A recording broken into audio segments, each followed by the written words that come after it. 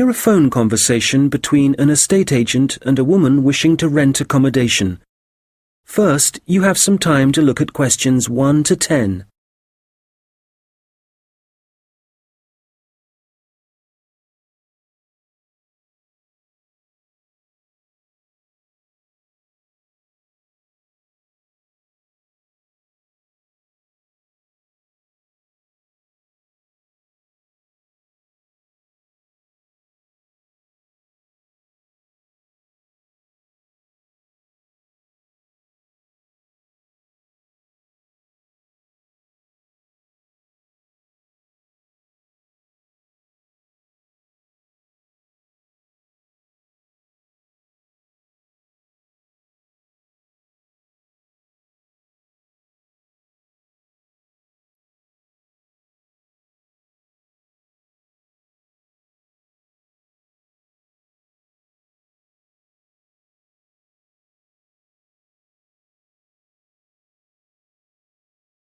Fairfield Rentals, Andrew Williams.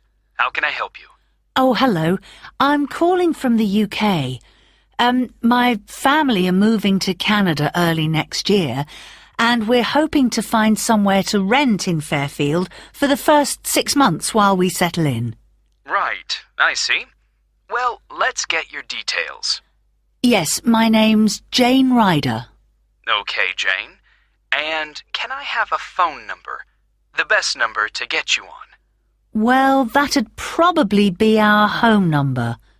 So, 0044 for the UK, and then it's 208 613 2978. All right. And an email address, please, so we can send you out all the information and forms. I think it's best if I give you my husband's email. He's sitting in front of a computer all day, so he can print stuff off and get it back to you sooner than I could. It's richard@visiontech.co.uk. I'll just spell the company name for you. That's VISIONTECH.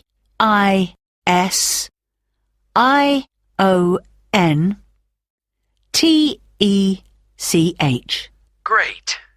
And we have a question here about occupation. Richard's an IT specialist for an advertising company. They're transferring him to their Fairfield branch. Actually, just your job for now, thanks. Me? I'm a doctor at the hospital in our town. Okay, I'll put that down. Now, what kind of accommodation are you looking for? House? Apartment? An apartment, probably, as long as it has 2 bedrooms. There'll be me, my husband, and our 10-year-old son. And so with an apartment, you're less likely to get a garden. That's okay. But what about a garage? Is that something you'll want the apartment to have? Yes, that's definitely important. Okay, just a moment. I'll just make a note of that. But, before we go on, I should probably say now that what we don't need is any furniture, because we'll be shipping all that over, and I don't really want to pay for storage while we're waiting to buy a house. Not a problem. I'll make a note of that. Actually, though, just thinking about the kitchen, what can I expect from a rental property? I mean, what kind of equipment is provided? Well, the normal thing is that you get a stove. I think that's a cooker in British English. Okay, good to know. But how about a fridge? We'll be selling ours before we come, so if possible, we'd like the apartment to have one for when we arrive. I can certainly add that to the form. If there's any other whiteware that you need, like a dishwasher, for example, there are plenty of stores here that'll arrange delivery on the same day as purchase. Thanks. Hopefully we won't need to buy too many things. Now, how about location? Have you done any research into the Fairfield area? Not that much so far. Well, you mentioned you have a boy. I imagine you'd like to be fairly close to a school. Good idea. That would help. What's public transport like in Fairfield? Is it easy to get around? The bus service is pretty comprehensive. There are plenty of local routes, services into the city and out of town. OK, and for a two-bedroom apartment, what sort of rent should we expect to pay? Well, looking at the properties we have at the moment, prices start from around $730 per month and, depending on the area, can go up to $1,200. That's too much. Something halfway would be better. So, would your limit be, say, $950? I'd say so, yes. Can I ask if you smoke or if you have any pets? No to both questions. But I do have one more request, please. Yes? Well, I've also been offered a job at Victoria General Hospital, and I suspect I'll be working nights occasionally. So what I really need from any apartment is for it to be quiet, so I can catch up on sleep if necessary during the day. Congratulations on the job offer. I'll add your request to the form. Well, what I'll do is compile a list of suitable properties for you and send them via email. Can I just ask, how did you hear about us? Obviously not from our commercials if you're living in the UK. Actually, it was a friend of ours. He spent a few months in Fairfield a couple of years ago, and he pointed us in the direction of your website. Well, it's good to be recommended. So, what I'll do is... That is the end of section 1. You now have half a minute to check your answers.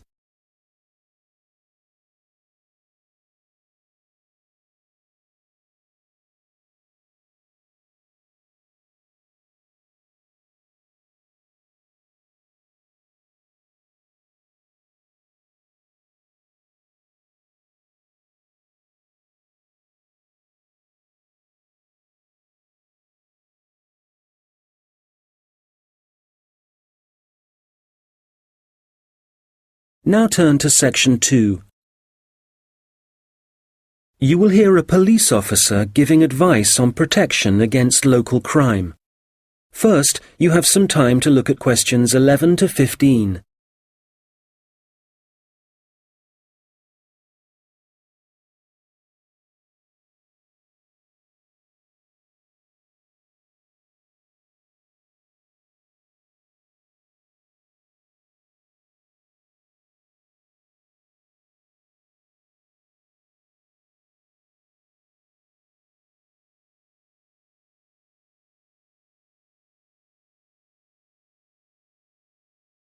Well, good afternoon. I'm Constable James MacDonald, and as you may know, I'm the community police officer for the local area. That means that, as part of my job, I try to get out in the community as much as possible, talk to the people that live in this neighbourhood, people like yourselves, and make sure there's an effective level of communication between the public and the police, hence the reason for this meeting. There have been several burglaries in the area in the last few weeks, and I'd like to talk about ways you can keep your home and property safe. So I'd suggest that a good way to start is by talking to your neighbours and exchanging contact details with them. This will allow you to get in touch immediately if there's anything suspicious happening next door. Then make sure you have a good discussion about the best course of action to take in case of emergency. Make sure everyone is clear about what to do and who to call. If you plan ahead, this will prevent uncertainty and even panic should anything happen later. Another thing that I would advise you to do is always leave your radio playing, even when you go out. And if you keep your curtains closed, burglars are less likely to try and break in because they can't be sure whether someone's home or not. Now, none of us want to be in the situation where we can't get into our own home, but do take time to think where the best and safest place is to leave your spare keys. Putting them under the doormat or anywhere near the front door is just asking for trouble. You'd be surprised how many people actually do this, and it makes life really easy for burglars. All these things will help keep your community safe and will cost you nothing. However, if you are going to spend some money, what I'd recommend more than anything else is that you invest in some well-made window locks for your house. This will give you peace of mind. Before you hear the rest of the conversation, you will have some time to look at the questions 16 to 20.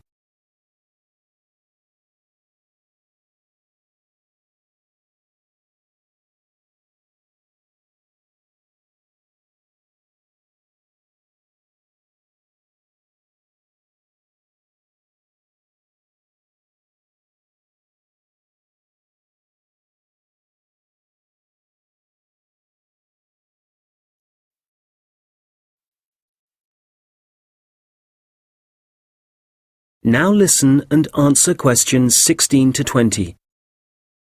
OK, moving on. Unfortunately, there's been an increase in the number of minor crimes and antisocial behaviour in the general area, and I want to talk about some specific prevention measures that are being proposed. First of all, the skate park.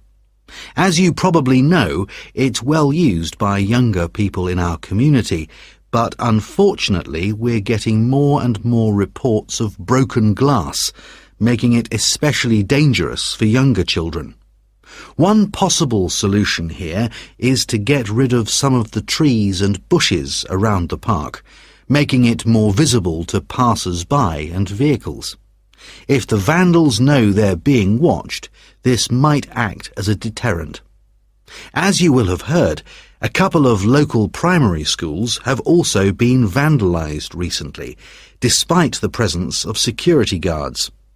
The schools don't have the funds for video surveillance, so we need people in the neighbourhood to call their nearest police station and report any suspicious activity immediately.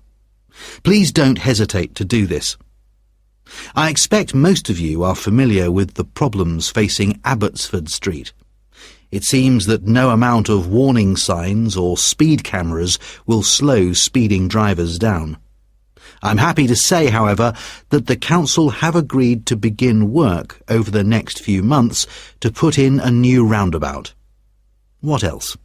Oh yes, the newsagent and the gift shop on Victoria Street were both broken into last week, and although no money was taken, the properties have suffered some serious damage. Access was gained to these shops through the small alleyway at the back of the properties. It's dark, and as you can imagine, no one saw the thief or thieves in action. So we've been advising shop owners along there about what kind of video recording equipment they can have put in. We'll then be able to get evidence of any criminal activity on film. The supermarket car park is also on our list of problem areas. We've talked to the supermarket managers and council authorities, and we've advised them to get graffiti cleaned off immediately and get the smashed lights replaced. If you don't deal with this sort of thing at once, there's a strong possibility that the activity will increase and spread, and then it becomes... That is the end of section 2.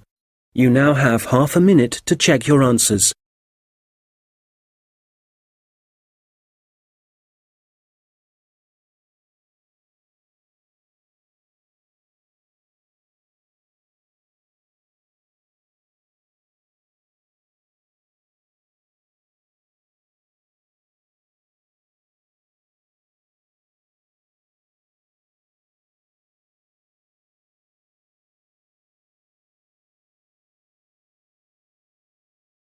Now turn to section 3. Two students discussing their assignments. First, you have some time to look at questions 21 to 26.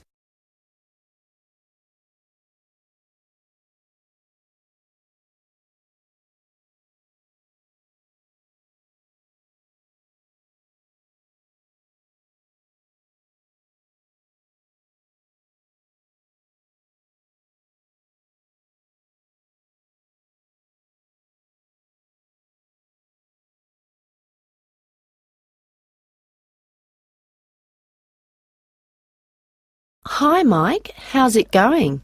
Actually, I was up last night with an assignment, so yeah, I'm tired, but I guess we'd better sort this presentation out.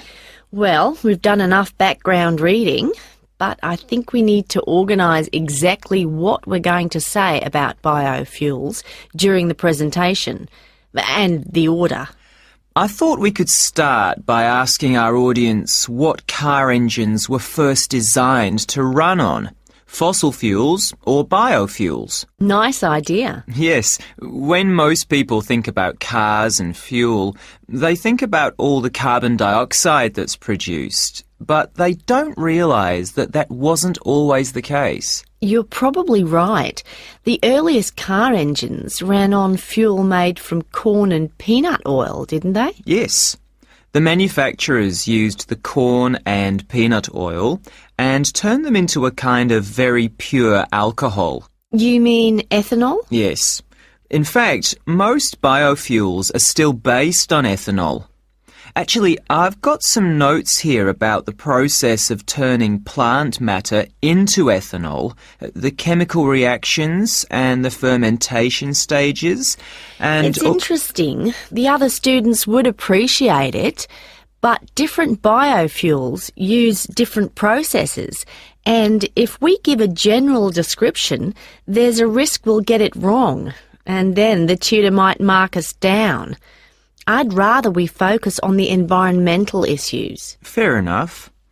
So, the main plants that are used for biofuel production now are sugarcane, corn... and canola.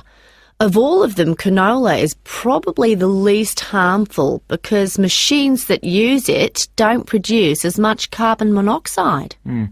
Sugarcane seems to be controversial. It doesn't require as much fertiliser as corn does to grow, but when they burn the sugarcane fields, that releases loads of greenhouse gases. Yes, but some critics have suggested that the production of corn ethanol uses up more fossil fuel energy than the biofuel energy it eventually produces. For that reason, I'd say it was more harmful to the environment. I see what you mean. You're probably right. It's interesting how everyone saw the biofuel industry as the answer to our energy problems, but in some ways, biofuels have created new problems. Well, in the USA, I wouldn't say that farmers are having problems. The biofuel industry, for them, has turned out to be really profitable. I think, though, that even in the USA, ethanol is still only used as an additive to gasoline or petrol. The problem is that it still has to be transported by trucks or rail because they haven't built any pipelines to move it. Once they do, it'll be cheaper, and the industry might move forward. That'll have to happen one day. At least the government are in favour of biofuel development. Yes, but Brazil's probably in the lead as far as biofuels are concerned. They've got to the point where they don't need to import any oil now. Which is great. And the industry in Brazil employs a huge number of people. But is it sustainable? I mean, as the population grows and there are more vehicles on the roads and there's more machinery, surely they can't depend so much on sugarcane. At some point there has to be a limit on how much land can be used for sugarcane production. Certainly if you want to preserve natural habitats and native wildlife. I think that whatever problems Brazil's facing now, the same will be true for any country. You have to weigh up the pros and cons. Well, we probably won't see an increase in biofuel use. I mean, they won't replace fossil fuels until we can find ways to produce them cheaply and quickly, and with less cost to the environment. Making sure they require minimal energy to produce. Exactly. And in a way, that means they have to cost less than fossil fuels, certainly when you're filling up your car. Yes, and whatever other kind of engines use fossil fuels at the moment.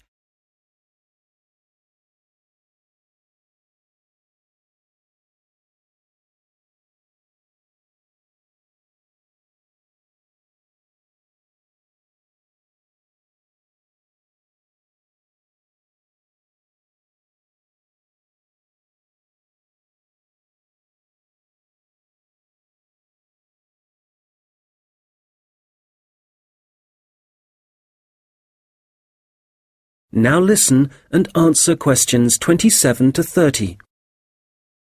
All right, so in the last section of the presentation, what problems are we focusing on?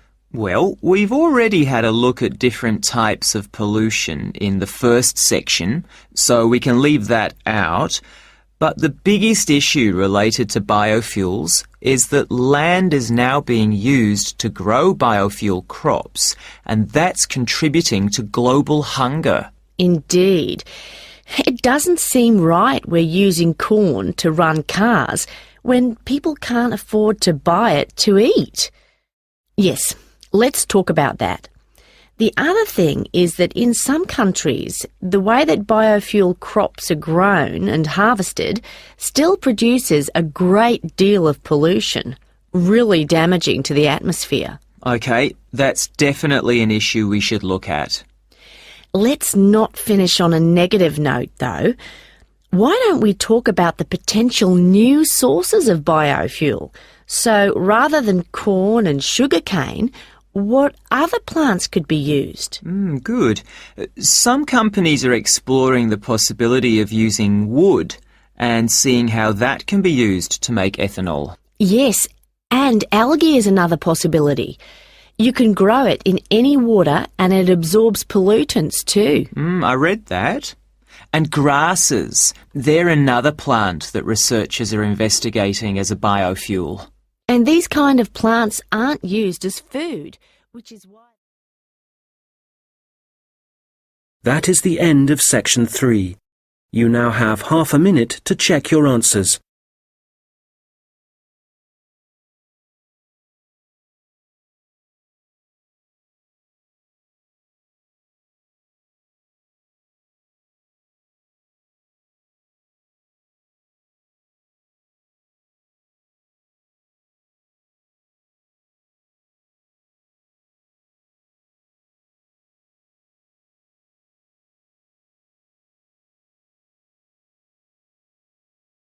Now turn to section 4. You will hear a lecture about how technology affects human interaction. First, you have some time to look at questions 31 to 40.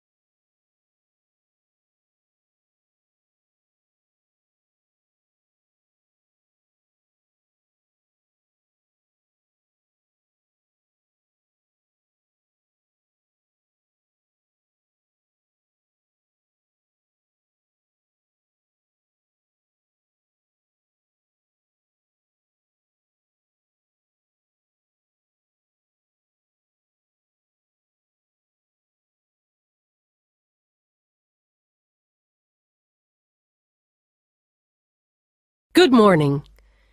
Today, we're thinking about the way that technology is influencing our social structures and the way we interact with one another. Humans, as we know, have always lived in groups. Without this arrangement, our species would have died out long ago. But now, the way we see and define our group is changing. I'd like to start by mentioning the research of American sociologist Mark Granovetter in 1973. It was Granovetter who first coined the term weak ties, which he used to refer to people's loose acquaintances. In other words, friends of friends. His research showed that weak ties had a significant effect on the behavior and choices of populations, and this influence was something highly important in the fields of information science and politics, and as you can imagine, marketing also.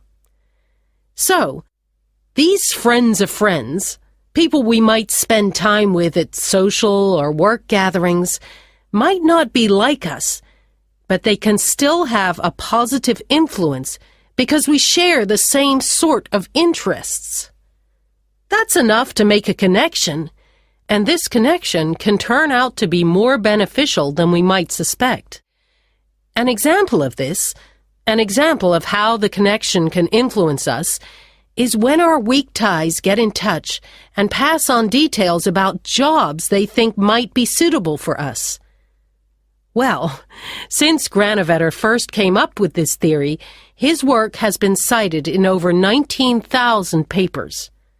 Some of these studies have looked at how weak tie networks are useful to us in other ways. And one thing that seems to improve as a result of weak tie influence is our health.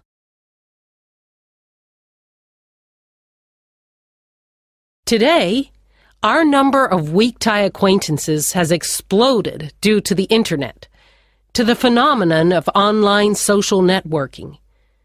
This is still a relatively new way of communication, something that has a huge amount of potential. But also, as with any invention, it brings with it a new set of problems. Let's start with the benefits. Without question, online social networking allows us to pass on the latest news, to be up to date with local and global events, and for many, this information comes from sources more trustworthy than local media. So this is one clear point in favor of online social networking. I know that it's also being used by students as a means of increasing their chances of success, in the way that lecture notes can be shared and ideas discussed. I think, personally speaking, that we need some further research before we can definitively say whether it helps or not. There's also been a great increase in the number of networking sites devoted to sharing advice on health issues, but there are as yet no studies to prove the reliability of that advice. Now, what we do have clear evidence for is that people are developing friendships and professional networks in a way that wasn't possible before. The process is faster. I'm not talking about quality here, but simply that they exist. And it's debatable whether the number of online friends that you have increases your level of self-confidence. That's perhaps an area of research some of you might be interested in following up. Turning to the problems, there are any number of articles connecting online activity to falling levels of physical fitness. But it's too easy to blame the Internet for our social problems. The poor grades of school children are also frequently linked to the time spent on social networking sites. But it would be naive to believe there are no other contributing factors. One real concern, however, is the increase in the amount of fraud, where, for example, people are using the personal data of others, which they've put online, for criminal purposes. This kind of activity seems likely to continue.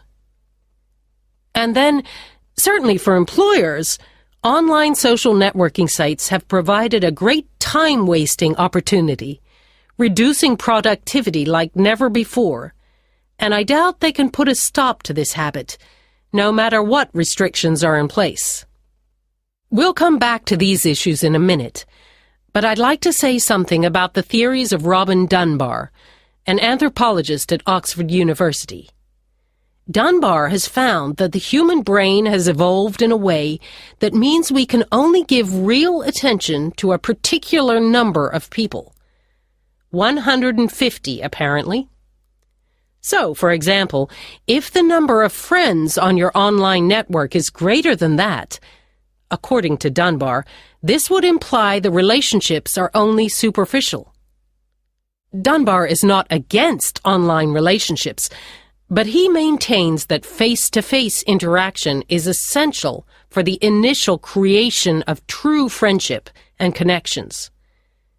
He's concerned that for young people, if their only experience of forming relationships is online, this doesn't allow them to form the ability or acquire the strategies for maintaining relationships. For example, in situations where negotiation or diplomacy is required, or where it's essential for